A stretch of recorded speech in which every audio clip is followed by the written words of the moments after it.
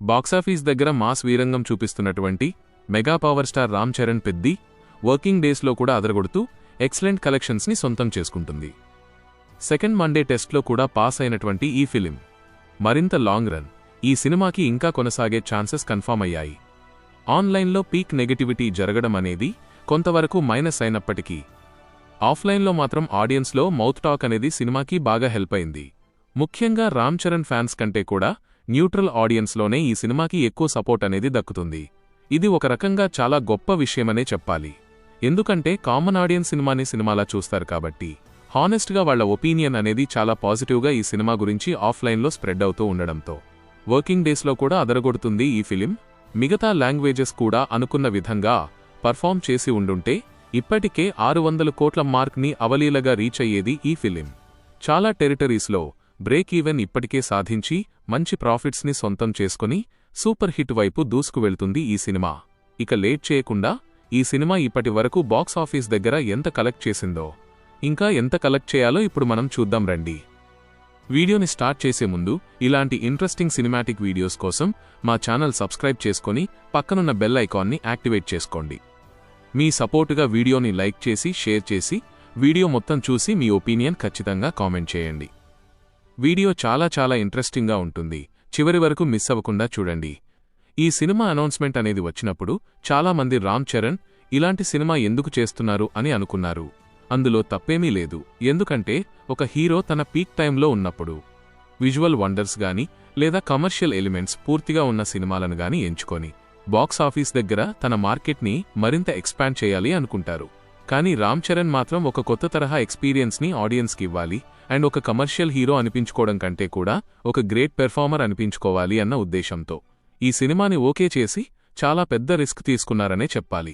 ఎందుకంటే ఏమాత్రం తేడా జరిగినా రామ్ చరణ్ యాక్టింగ్పై మామూలు నెగటివిటీ అండ్ క్రిటిసిజం అనేది రాదు. నెగటివిటీ అనేది చాలా పీక్ లెవెల్లో వచ్చే ఛాన్స్ ఉంది. అయినా సరే తన స్టార్డమ్ మీద, తన యాక్టింగ్ పొటెన్షియల్ మీద నమ్మకంతో ఈ రిస్క్ టేకింగ్ ప్రాజెక్ట్ని ఓకే చేసి మిగతా హీరోల అందరికంటే కూడా తను ఎందుకు స్పెషల్ అనేది మరోసారి నిరూపించారు. ఎందుకంటే ఒక సూపర్ స్టార్ డమ్ ఉన్నటువంటి హీరో అల్లు అర్జున్ లాగా ఏ అట్లీతోనో లేక జూనియర్ ఎన్టీఆర్ గారిలాగా ఏ ప్రశాంత్ నీల్తోనో మూవీని కమిట్ అయితే ఆడియన్స్ అండ్ ఫ్యాన్స్ కూడా అంతలా షాక్ అవ్వరు. కానీ రామ్ చరణ్ మాత్రం కేవలం ఒకే ఒక్క సినిమా తీసినటువంటి బుచ్చిబాబుతో ఇలాంటి భారీ ఎక్స్పెరిమెంట్ని ఓకే చేయడం అనేది ఆడియన్స్ మరియు ముఖ్యంగా ఫ్యాన్స్కి షాక్ని కలిగించడంలో ఎలాంటి ఆశ్చర్యం లేదు. బట్ మనం ముందుగా చెప్పుకున్నట్లుగానే సినిమా ఏమాత్రం తేడా కొట్టినా రామ్ చరణ్ యాంటీ ఫ్యాన్స్ అంతా కూడా ఎప్పుడు పేమెంట్స్ తీసుకుని రెడీగానే ఉంటారు. అయినా సరే ఇన్ని స్ట్రగుల్స్ మధ్య ఇలాంటి పాత్ బ్రేకింగ్ మూవీతో బ్లాక్ బస్టర్ కొట్టడం అనేది మామూలు విషయం కాదు. సో అప్కమింగ్ హీరోస్కి ఇది ఒక ఎగ్జాంపుల్ లాంటిది. మరొక కష్టమైన విషయం, ఇది ఇంటెన్సిటీ అని కవరింగ్ చేస్తూ సింగిల్ ఎక్స్ప్రెషన్తో యాక్ట్ చేసే మూవీ కాదు. క్యారెక్టర్లో చాలా షేడ్స్ చూపించాల్సిన మూవీ. సో తనని తాను క్యారెక్టర్ పరంగా అండ్ బాడీ మేకోవర్ పరంగా పూర్తిగా మార్చుకోవలసిన సబ్జెక్ట్. అందుకే ఈ స్టోరీని చెయ్యటానికి కొంతమంది స్టార్ హీరోస్ వెనకడుగు వేశారు. కానీ రామ్ చరణ్ మాత్రం తన స్టార్డమ్ని పక్కన పెట్టి డైరెక్టర్కి ఫుల్ ఫ్రీడమ్ ఇచ్చి నువ్వు చెప్పాలనుకున్న కథని ఎలా చెప్పాలనుకున్నావో అలాగే నిజాయితీగా చెప్పు అని మూవ్ ఆన్ అయ్యారు. అందుకే ఈ సినిమా సక్సెస్ అనేది ఒక హానెస్ట్ అటెంప్ట్కి ఆడియన్స్ సపోర్ట్ ఎప్పుడూ ఉంటుంది అని నిరూపించింది. ఇక ఈ సినిమా బాక్సాఫీస్ పెర్ఫార్మెన్స్ విషయానికి వస్తే ప్రపంచవ్యాప్తంగా 2 వారాల్లోనే 390 కోట్లకి పైగా గ్రాస్ కలెక్ట్ చేసి సంచలనం సృష్టించింది. ఇక రెస్ట్ ఆఫ్ ది లాంగ్వేజెస్లో కూడా మన తెలుగు వాళ్లు వేరే భాషల వల్ల సినిమాల కోసం ఎంతలా చచ్చిపోతారో అదేవిధంగా ఇతర భాషల ప్రేక్షకులు కూడా బిహేవ్ చేసి ఉండుంటే సినిమా ఇప్పటికే 650 కోట్ల మార్క్ మించిపోయేది. బట్ వాళ్ళు ఎప్పుడూ కూడా తెలుగు వాళ్ళని చులకనగా చూస్తూనే ఉంటారు కాబట్టి పెద్దీ మాత్రమే కాకుండా మన ఏ ఒక్క స్టార్ హీరో సినిమా కూడా వాళ్ల భాషల్లో అంతలా పర్ఫామ్ చెయ్యవు.